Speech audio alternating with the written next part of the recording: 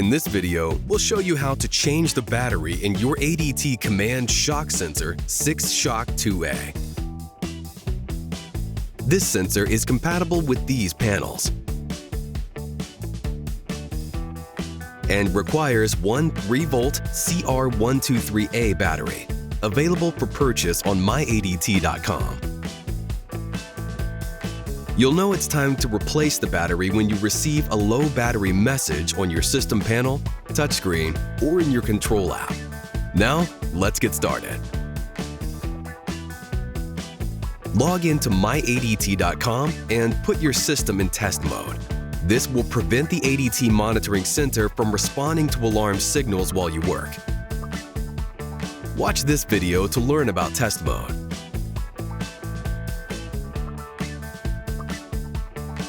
Disarm your system at your command panel or your touchscreen.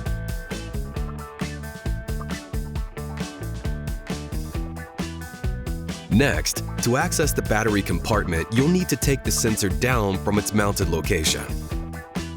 To do this, press the bottom latch of the mounting bracket to release it from the backplate. Then slide the sensor away from the latch and take it straight off.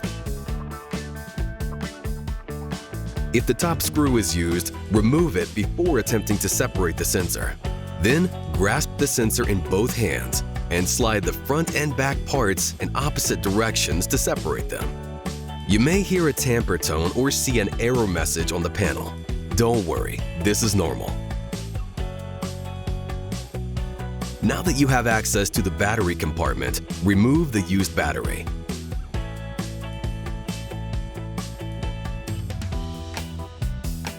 Wait 10 seconds. Then insert the new battery. Make sure it's placed in the device correctly, with the positive end toward the screw hole.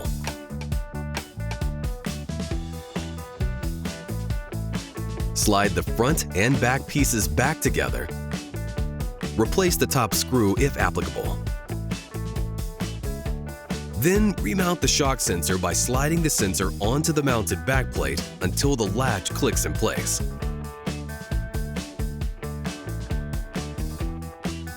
To clear the tamper alert and stop the beeping, go to your command panel and enter the appropriate sequence for your panel. That's it! You can now take your system out of test mode and resume normal use of your ADT Command Shock Sensor. Need more help? Visit the ADT Support Center at help.adt.com for more information about your ADT security devices and system, or to chat with an agent.